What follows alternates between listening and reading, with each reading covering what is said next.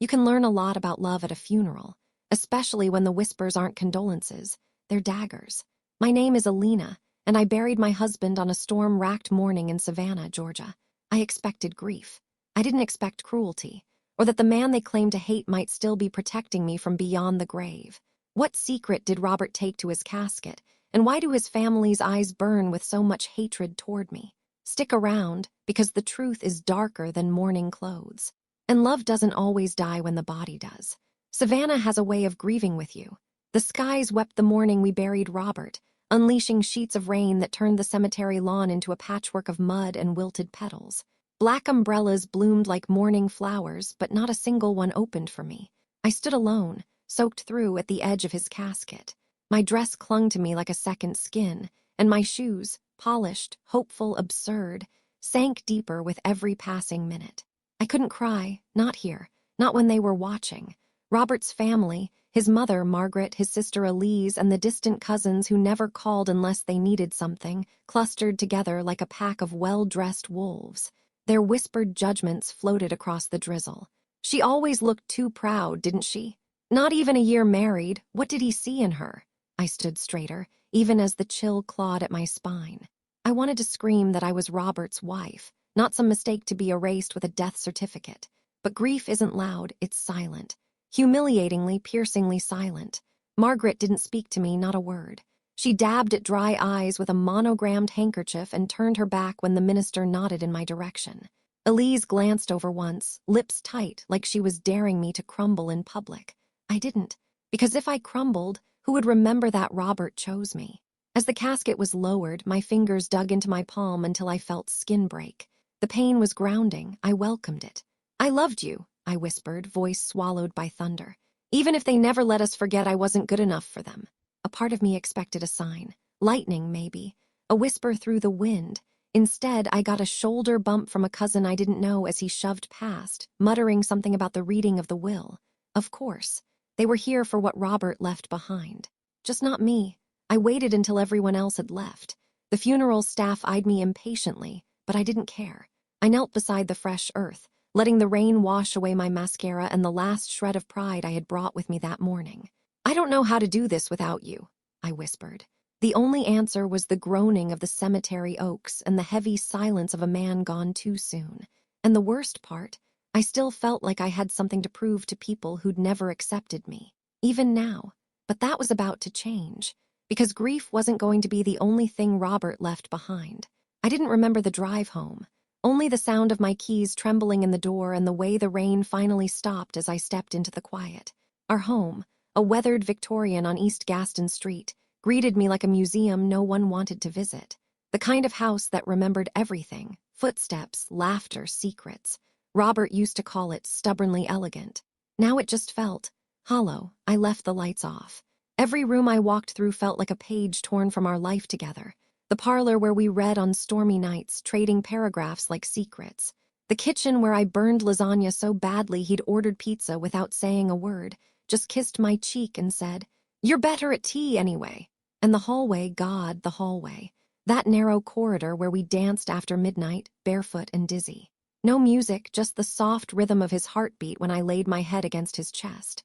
I paused in front of the closet.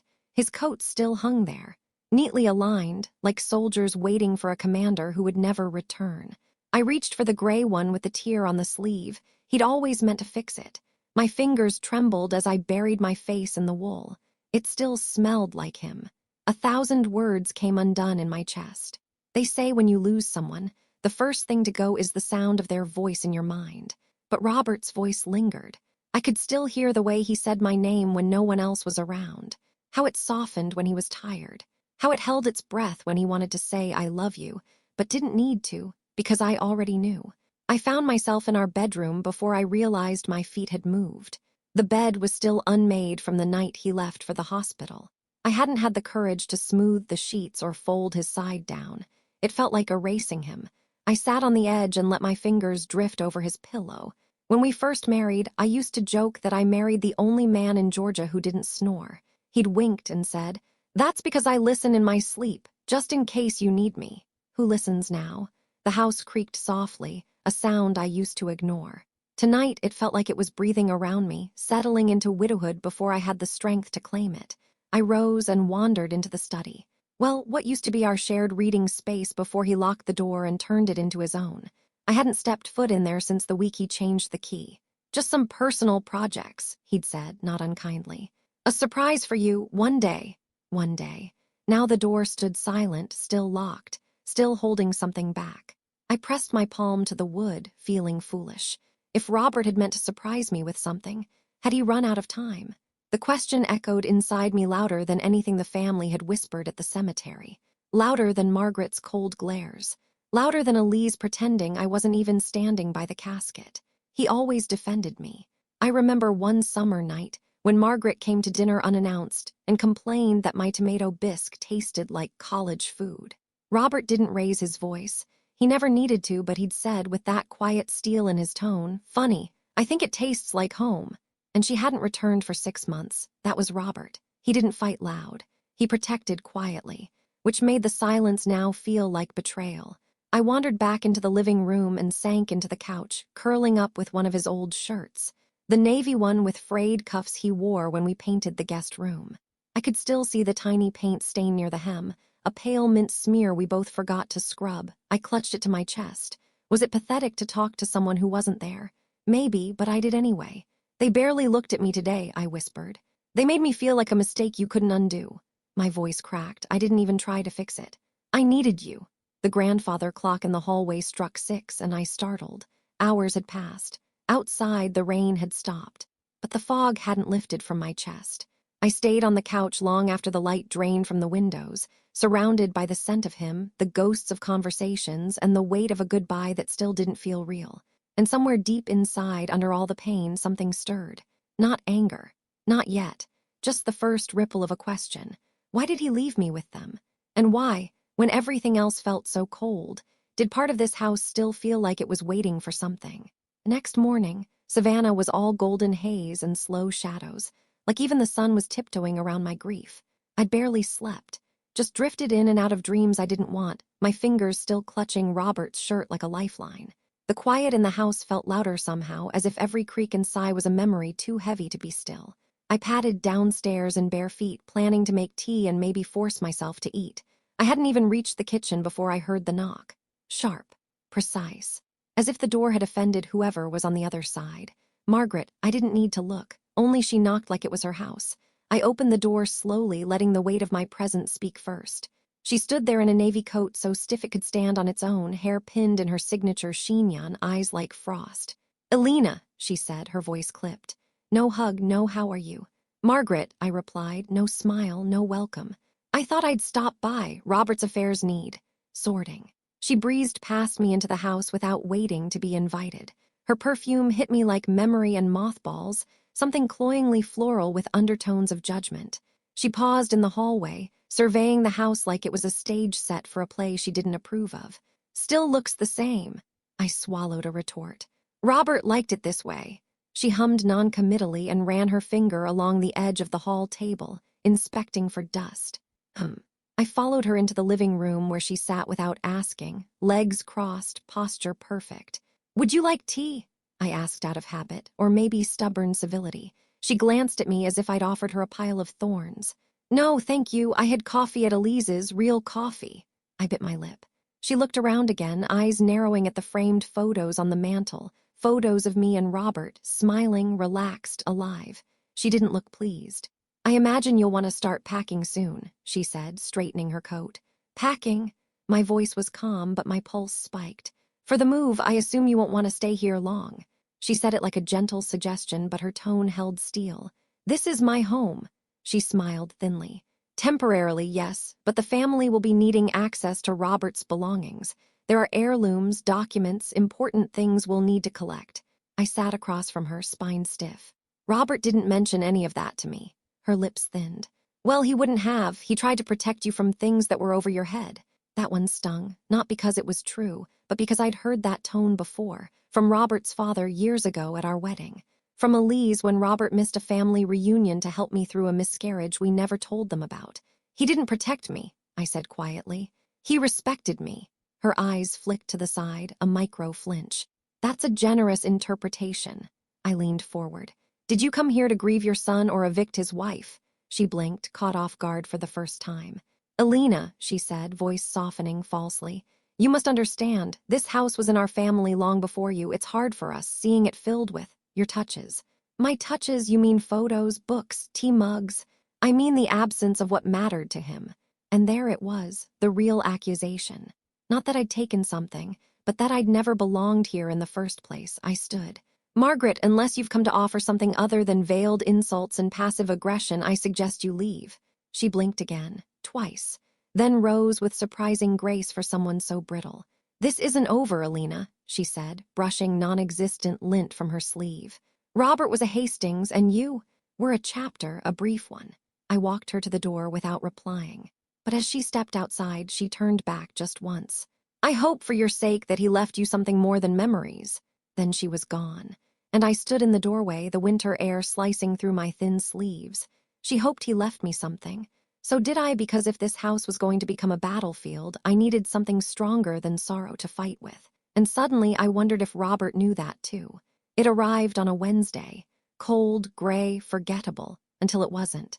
I had just returned from the market, my coat damp from the misty drizzle that had coated Savannah in a soft sheen all morning.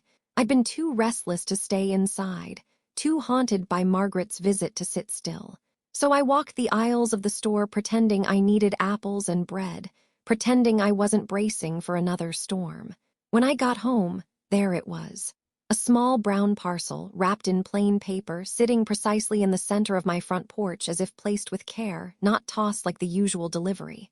There was no postage stamp, no return address, only my name, handwritten in Robert's handwriting. I stood there, keys frozen in my hand, staring at the neat, familiar scrawl. For a moment, I couldn't move, couldn't breathe. It was impossible. And yet it wasn't. My fingers trembled as I picked it up, the cardboard warm from the porch light that hadn't shut off since the funeral. Inside the foyer, I locked the door behind me, bolted it for good measure, and stood in the living room with the parcel pressed to my chest. I didn't want to open it, because if it was real, if it was truly from him, then something in our story wasn't finished. And if it wasn't, I didn't know if I could survive that kind of letdown. But the curiosity, no, the pull was stronger than the fear. I sat at the coffee table and carefully peeled away the paper. Inside was a smaller box, and within that 2 things, a letter and a brass key. The letter was sealed with wax, red wax, the kind Robert used when he was feeling poetic. He'd used it once to seal an anniversary card with a quote about love enduring even the grave. I still had that card, tucked away in a drawer I hadn't opened since he died. My hands shook as I broke the seal. The moment I unfolded the letter, his scent hit me, cologne and cedar. And then his voice was in my head again, reading the words before my eyes could even catch up. My Alina, if you're reading this, I've failed at the one promise I never wanted to break, staying beside you. I'm sorry. I wish I had more time, but time isn't what we get to choose. We only get to choose what we do with it. I pressed my fingers to the paper. His handwriting curved like always, sharp R's, looping L's, that tiny flick on every Y he claimed was just a bad habit from childhood. It was his. I knew what my family would do the moment I couldn't stand between them and you. They were waiting, always waiting to push you out, to take what they believe is theirs, but it isn't. It's ours, and I've made sure they can't touch it. I stopped breathing. There are things you need to see, things I couldn't tell you while I was alive. I had to make sure they'd never suspect. I had to let them think I was as careless as they always claimed. But you and I always knew better. My eyes blurred, but I kept reading. The key unlocks the study. Yes, that study. The one I told you was off limits. I hated keeping you out. Hated every time you walked past that door thinking I didn't trust you. I do, but the truth had to stay hidden until now.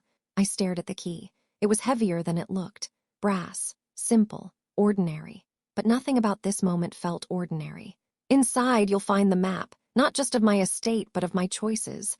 I protected you the only way I knew how, legally, quietly, permanently. But now it's your turn to finish what I started. You'll find names, files, a lawyer you can trust. Use them. Don't let them twist the truth. You deserve peace. You deserve everything they tried to deny you. I love you, always have, always will.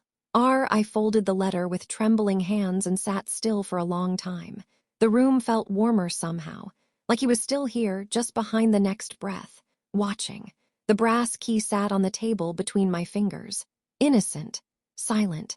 I'd lived with that locked door for over a year, accepting his secrecy because I believed he needed it. Now, that same door had become a riddle. Had he been planning this since the diagnosis? Had he known he wouldn't make it, even as he smiled through pain and promised we'd travel next spring? Was the fight to protect me his final act of love? I pressed the key to my chest and closed my eyes. Margaret's voice echoed in my head. I hope he left you something more than memories. He had. And maybe, just maybe, that something would be enough. That night, I didn't open the door. I sat on the edge of the bed with the key in one hand and Robert's letter in the other, the lamplight stretching our shadows across the floor like ghosts who hadn't finished what they came for. I read the letter again. Twice. 3 times. Each word felt heavier, as if they'd been written with a trembling hand and a breaking heart. He knew they would come for me. He'd spent his final months not just dying, but shielding. And I hadn't seen it. How could I have? I thought the locked door was distance. Privacy. Maybe even resentment. I thought maybe he didn't trust me enough. But now I knew better. He hadn't been locking me out, he'd been locking something in. And not just documents or secrets. He'd been sealing away the last piece of control he had. Not over me, but for me. The thought made me want to weep. I traced my fingers along his name at the end of the letter. The ink had bled ever so slightly. Had he cried while writing it? Had he sat at the same desk, staring at the same walls, wondering if it would be enough? Why didn't you tell me? I whispered aloud. The house groaned in response, a soft, tired breath through the old wood frame. It sounded less like loneliness tonight and more like waiting. The study door was just down the hall, still locked, still untouched. I had passed it 3 times since finding the key. Each time I had paused and kept walking. It wasn't fear exactly. It was something more fragile. What if I opened that door and found nothing but files? Dry papers. Legal jargon. Proof that Robert loved me in a language I couldn't understand. What if it didn't feel like him? Worse, what if it did and it broke me? I looked around our room, our sanctuary. His sweater was still draped over the chair where he left it after our last quiet night in. The book he'd been reading still had a pen tucked between pages. His shoes lined up under the dresser like he might step into them any minute. This room was him. The door down the hall, that was his mind. His plan. I set the letter down gently and stood. The key sat like a weight in my palm as I made my way through the hallway. My bare feet were silent against the old floorboards. When I reached the door, I hesitated again, my breath catching. I pressed my hand against the wood. Robert, I whispered. I'm here. And then I slid the key into the lock, but didn't turn it. Not yet, because something inside me said wait, not out of fear, but respect. He hadn't just left me a task. He'd left me a choice. To open the door when I was ready, not a moment before. And I wasn't ready. Not tonight. Instead, I returned to the bedroom and curled into the corner of the bed with the letter on my lap and the key beside me on the blanket. Outside, the wind picked up again, brushing against the windows like a hand at the glass. It didn't feel ominous anymore. It felt like he was still here, urging me forward but never pushing. I pulled his old sweater around my shoulders, burying my face in the worn collar. I'll open it soon, I whispered. And somewhere inside I felt the smallest flicker of peace, because Robert had given me more than a key. He'd given me time, a plan, a way forward. I just had to find the strength to take the first step. But not tonight. Tonight I would let the house exhale around me, let my breath fall in rhythm with memory, and let myself grieve. Not just what I'd lost, but what I was about to uncover. And that door, it could wait one more night. It happened so fast, and yet in slow motion. One moment I was in the hallway, balancing a stack of freshly laundered towels and trying to ignore the weight of the brass key that still lived on my nightstand. The next, my vision spun sideways, my knees buckled, and the walls swirled like water draining down a sink. I didn't feel the fall, only heard it. A dull thud, then silence. When I opened my eyes, the ceiling was tilted above me and my head throbbed like a drum. I blinked, disoriented. My hands were curled in the scattered towels on the hardwood floor, the scent of lavender detergent strangely comforting. But something was wrong. I couldn't move, not because I couldn't, but because I was too dizzy to try. My limbs felt distant, detached, like they belonged to someone else. Panic bloomed, slow and choking. I pressed my palm to the wall, trying to breathe. What is happening to me? I don't remember dialing 911 or the paramedics' arrival. Only fragments, flashes of blue uniforms, the cold kiss of a blood pressure cuff, the the gurney's straps tightening across my chest. I heard someone ask my name. I remember saying Robert's gone when they asked who to contact. Everything else was wind and blur. The hospital lights were too bright, the beeping too loud. The scent of antiseptic clung to my skin like fear. It wasn't until I was lying in a stark white bed, a nurse adjusting a saline drip, that the doctor entered. A kind-faced woman with tired eyes and the gentle certainty of someone who delivered hard truths for a living. "Alina Hastings?" she asked softly, as if my name might shatter. I nodded. "You had a brief loss of consciousness, possibly due to dehydration or exhaustion. Your blood pressure was low when the EMTs arrived." I exhaled. That much at least I could accept. But then she sat down at the edge of the bed, her tone shifting, gentler, slower. "We ran a few precautionary tests, including a scan and blood work." Something in her expression made my skin prickle. "There's no sign of anything serious, no head trauma, no neurological red flags. There is something we need to discuss." I felt my fingers tighten on the hospital blanket. "What?" She gave a small, sympathetic smile. "You're pregnant, Mrs. Hastings." The words didn't make sense at first. They just hovered there between us, floating like a balloon I didn't remember letting go. I blinked. "I'm what?" "Pregnant," she repeated, more gently. "Roughly 6 to 7 weeks based on the levels. I'd recommend a follow-up with your OB to confirm everything, but congratulations." Congratulations. I didn't feel congratulated. I felt like the floor had opened beneath me again, only this time there was no soft landing. A child, Robert's child. I stared at the doctor, trying to assemble my thoughts into something solid, something that didn't feel like wet sand. He'd been gone barely 6 weeks, which meant, yes, the timing aligned. Exactly. I swallowed, my mouth suddenly dry. I didn't know. "That's not uncommon," she said kindly. "Especially during periods of high stress or grief. Sometimes the signs get mistaken." I nodded absently, my thoughts racing in circles. He was gone, but not completely. His death had left me gutted, empty, but now I wasn't empty at all. I was carrying a piece of him, a living, breathing echo of us. I curled slightly on the hospital bed, wrapping my arms protectively over my middle as if I could feel the tiny heartbeat already. I couldn't, of course, not yet, but suddenly I needed to. Did proof. The doctor gave me instructions, a follow-up card, and a prescription for prenatal vitamins I barely heard her describe. And then I was alone. Alone with a truth that felt both miraculous and terrifying. What do I do now? I was barely surviving the loss. Now I had to survive for someone else. Protect someone else. And that meant more than grief, more than fear. It meant courage. When I finally returned home that evening, the house felt different again. Not colder, not haunted, just watchful. I walked past the study door with the key in my pocket, feeling its weight anew. He had left me more than legal shields and posthumous love letters. He'd left me a legacy. A child, ours. I sat on the stairs and whispered it aloud for the first time. "I'm pregnant, Robert." The house held its breath. And I knew somehow, wherever he was, he already knew. Pregnancy changes everything. Instantly, completely, without waiting for permission.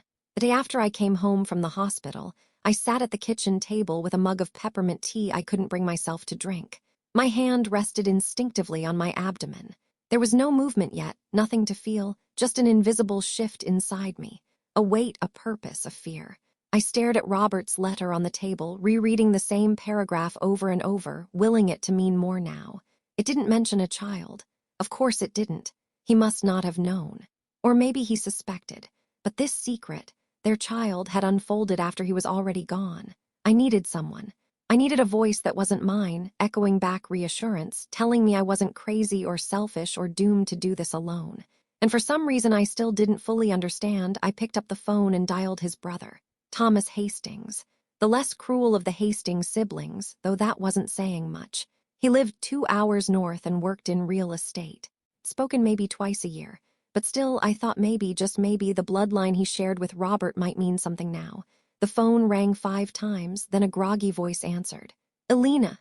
"Hi, Thomas," I swallowed. I know it's sudden, but I need to speak with you." A pause. "I heard about the funeral, sorry I couldn't make it, work."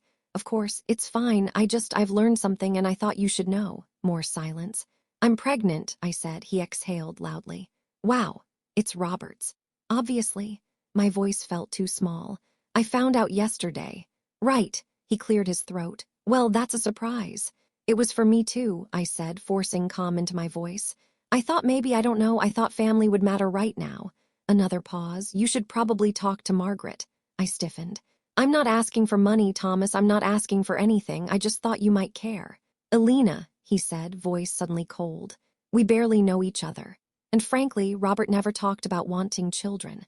So if this is real, well, I hope you're ready to handle it. Real? The word hung in the air like a slap. I am, I said tightly. And I hope, for your sake, you remember that Robert trusted me more than anyone in your family ever did. I hung up before I could cry. But I didn't make it far. The moment I set the phone down, I felt it, tears rising, hot and angry and thick. I sank to the floor of the kitchen, back against the cupboard, and cried until my throat ached. Not for Thomas, not even for Margaret, but for the version of me who still believed they might show up for me now. I didn't call Margaret. I didn't need to. She came to me. The next morning, she appeared on my porch like some ghost in gray silk, holding a plastic grocery bag and a face too composed to be comforting. I brought you some ginger tea, she said flatly. It helps with nausea. I didn't ask how she knew. I let her in because I was too tired to fight. She sat in the parlor without invitation, staring at the photos of Robert like he'd done something wrong by choosing me. So, you're pregnant. I said nothing. She studied me with a cool, assessing glance. What do you plan to do? I bristled. Raise my child. She tilted her head. Alone, if I must. She gave a short, mirthless laugh. You think this will change anything, that this child will rewrite history? No, I said quietly, but it will write a future. Her smile thinned. Don't mistake biology for belonging, Alina. You were never one of us. I stood slowly, heart pounding. I don't need to be one of you. Robert loved me. That's the only legacy this child needs. She rose, too. We'll see what the courts say. And then she was gone, her tea forgotten on the table. I didn't cry this time. I didn't scream. I cleaned the cup she left behind. I folded the towel she brushed off the chair. I watered the houseplants. I packed away the towels I dropped during the fall. And then I went into the hallway. The brass key sat in my palm, heavier than ever. I stood in front of the door. Everything had changed. And now, ready or not, I needed to open it. Not just for me, but for the life growing inside me. The key slid into the lock with a sound so soft it might have been breath. I stood in front of the study door with my heart pounding in my throat, one hand on my abdomen, the other gripping the brass key like a lifeline. For months, no, years, this door had been silent, untouched. A line Robert had drawn in our shared life and never crossed back over. Now I was about to cross it for him. The lock clicked. The door swung open. The air inside was stale but familiar. Paper, ink, leather-bound books, the faintest trace of Robert's cologne. As if the room had held its breath all this time, waiting for me to return it to life.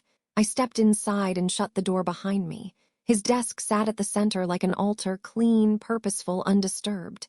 The lamp was still plugged in. The chair pushed in neatly. On top of the desk was a plain envelope, my name in his hand. Alina, just that. I opened it slowly. Inside, another letter. If you found this, you've already seen the first part. But here's the rest, what I couldn't put in that first letter. What I couldn't say without risking someone finding it. I was diagnosed 9 months ago, stage IV. I didn't tell you because I couldn't bear to make you watch me fade. I chose treatments that gave me time, not hope. Not because I was afraid to fight, but because I needed clarity to prepare. I stopped reading for a moment, pressing my palm to the desk to steady myself. 9 months. All that time he had known. While we laughed. While we fought. While we planned spring trips and lazy Sundays. He had been dying, and he had been planning. I knew Margaret would come for you, that she would twist love into inheritance and grief into a contest. So I built something they can't touch. I lifted my eyes. On the bookshelf behind his desk, 3 black binders sat in a row, perfectly aligned, labeled not with titles but dates. Next to them, a leather folder sealed with a red ribbon. I opened it carefully. Inside, legal documents, notarized papers, account transfers, land trust titles, all addressed to Alina Hastings, sole beneficiary. And a contact card paperclipped to the front, Victor Gray-esque. Private Counsel Estate Protection Confidential, by Robert's order only. I blinked at the name. I'd never heard it, but the details were meticulous. Robert had made sure this man would reach out only if I came looking. And now, I was looking. There were notes in the margins of the documents. In Robert's handwriting. This guarantees the house. This blocks them from contesting. Victor will know what to do. I sifted through the drawers of the desk. A second folder marked backup copy 4VG rested beneath a stack of sealed letters. One was addressed to the court, another to Elise. one more to my daughter.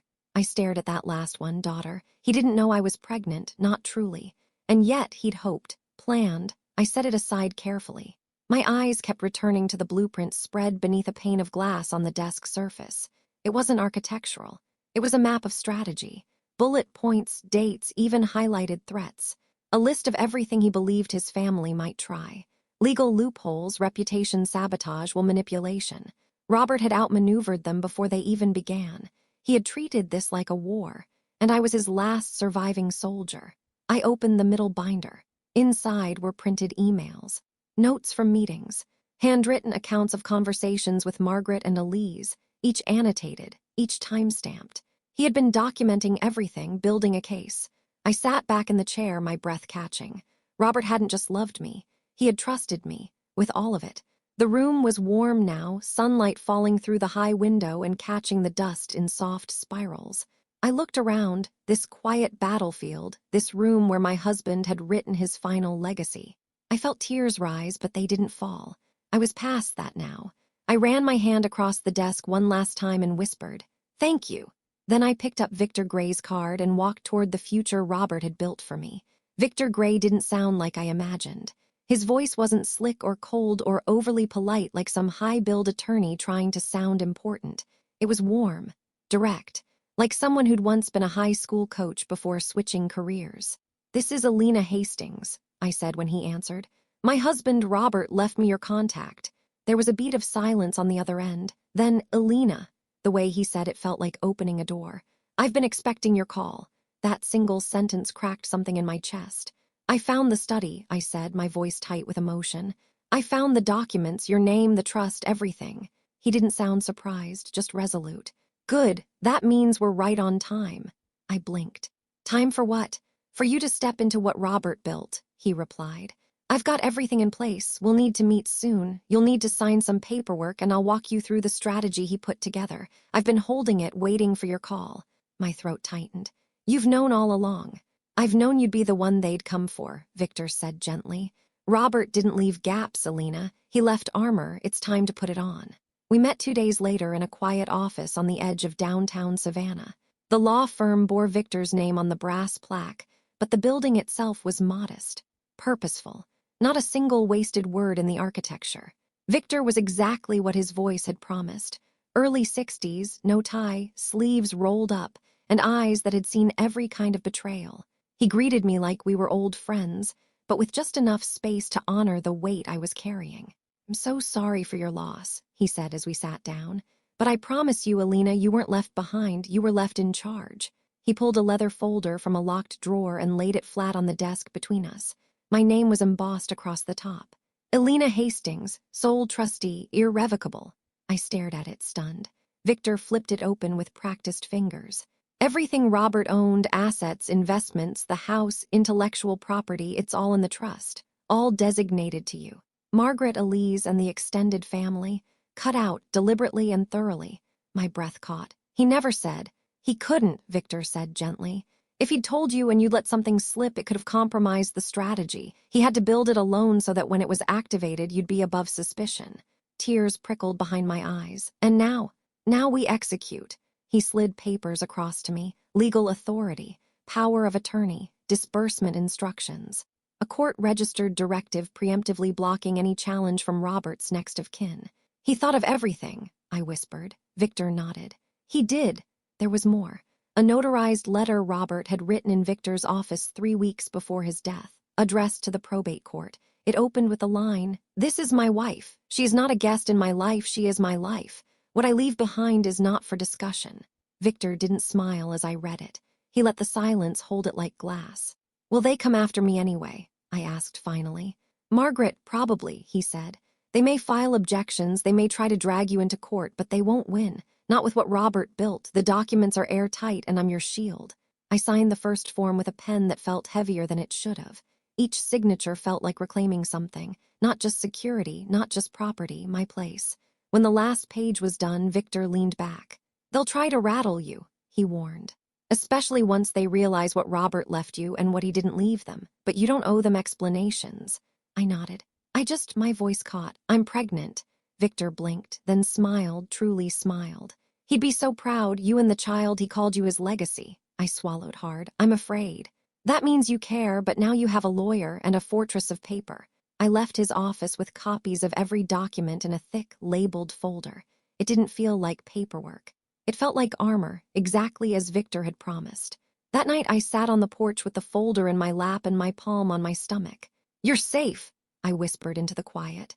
Somewhere beyond the hedge, the wind stirred the magnolias, and for the first time since Robert's death, I felt steady.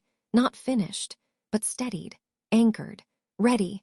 7 months is a long time to wait for justice. Long enough for your belly to rise like the tide and for strangers to start smiling at you for no reason. Long enough for the nursery to go from maybe someday to any day now. And long enough for Margaret Hastings to plot her war with a smile fixed tight to her face. The court filings arrived on a Tuesday. Thick, formal, wrapped in a crimson ribbon like a gift you wouldn't wish on your worst enemy. I knew they were coming. Victor had warned me months ago. "She'll wait until you're far enough along to feel cornered," he'd said. "It's how she works." He was right. Inside the envelope was a notice of lawsuit. Margaret Hastings v. the estate of Robert E. Hastings, petitioning for reconsideration of beneficiary status based on familial precedents and misguided marital influence. She accused me of manipulating Robert while he was mentally compromised, of alienating him from his blood relatives, and of withholding shared family property that she believed should have been divided evenly. It was fiction, dressed in legalese. And yet it turned my stomach all the same. Victor handled the paperwork. He remained calm, surgical, focused. But behind his calm, I saw the tension too. Not in the facts, we had the law, but in the knowledge that Margaret didn't care about losing, only about hurting. "She's not here for the money," I said as we sat in his office that week. "No," he agreed. "She's here to undo you." The weeks that followed were an exercise in control. We filed responses. We submitted copies of Robert's letters, estate filings, notarized statements. I gave a deposition. Victor spoke in court on my behalf. And Margaret? She didn't speak, not yet, but her silence filled every corner. Neighbors who used to wave now looked away. Elise sent icy texts laced with vague threats about the truth coming out.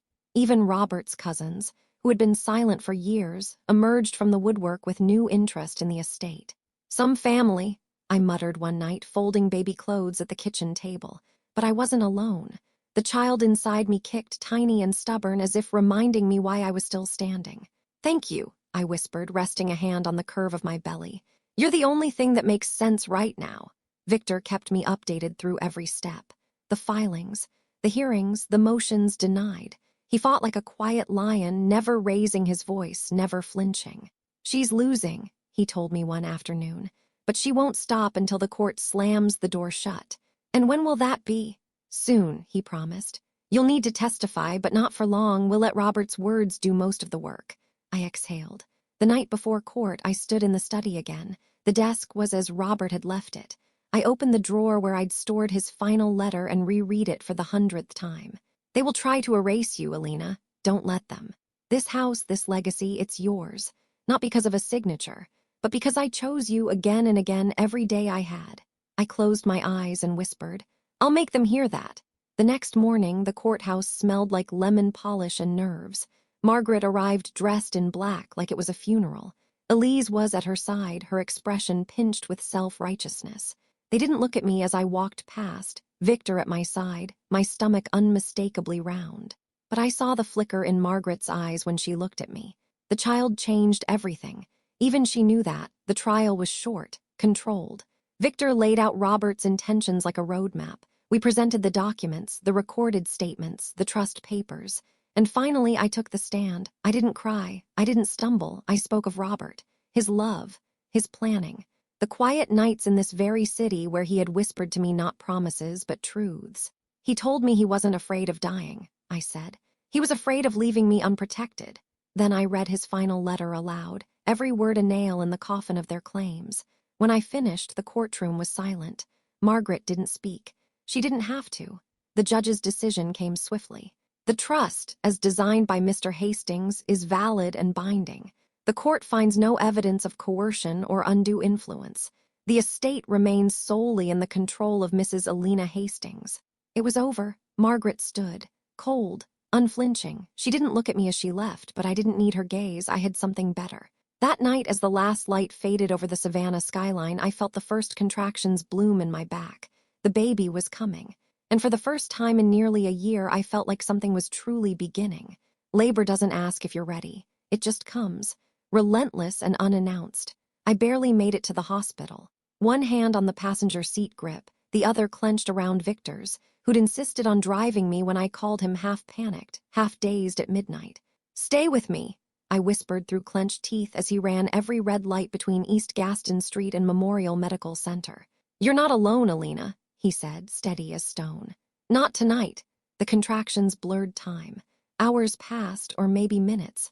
I remember the blur of sterile lights, the cool press of nurses' hands on my wrist, the soft encouragement of a doctor I couldn't name. And then, after one long, breathless scream that I didn't recognize as my own, I heard it. A cry, sharp, startling, glorious, my daughter. The room shifted in that moment. Everything down to the shape of air. She was here. When they placed her in my arms, she was red-faced and wailing, her fingers already curling into tiny fists. I looked into her scrunched face and saw the impossible, Robert's mouth, his cheekbones, his wild, stubborn spirit, all wrapped in 7 pounds of new life. I don't remember crying, but the nurse handed me a tissue. "You're both okay," she said softly. "Congratulations, Mom." Mom, the word hit like a sunrise. The next few hours passed in a haze of checkups, swaddling, hushed congratulations. Victor called the necessary people. The hospital staff brought me juice and whispered updates I could barely process. I only had eyes for her. I named her Mara Elise Hastings. Mara meaning bitter grace, because she came from grief, but she softened it. Elise, not for Robert's sister, but because he'd once told me if we ever had a girl, he'd want her to have a name that sounded like wind. By dawn, Savannah was awash in pale gold. The storm was gone. I held Mara to my chest as I watched the sun rise through the hospital window. The city below was already moving, joggers, dog walkers, bakers turning on their ovens. Life going on. Margaret never showed up. No flowers. No call. No attempt at redemption. And honestly, that was its own kind of peace. I didn't need her blessing. I had something stronger, proof.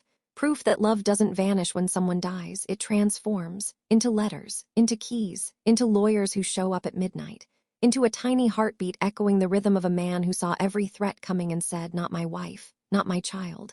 I reached into the hospital bag and pulled out the final envelope, the one marked, "To my daughter." I hadn't opened it, not yet. My hands trembled as I broke the seal. "If you're reading this, little one, I'm not there to hold you, but I held your mother, I held the line, and now it's your turn. You are made of light and bone and defiance. You are everything I dreamed and never said aloud. You are my final best chapter. She'll raise you to be strong, to question cruelty, to never let the world tell you what you're worth, because she's the strongest person I've ever known. And if the day ever comes when you wonder why I left, it wasn't a choice, but this letter is.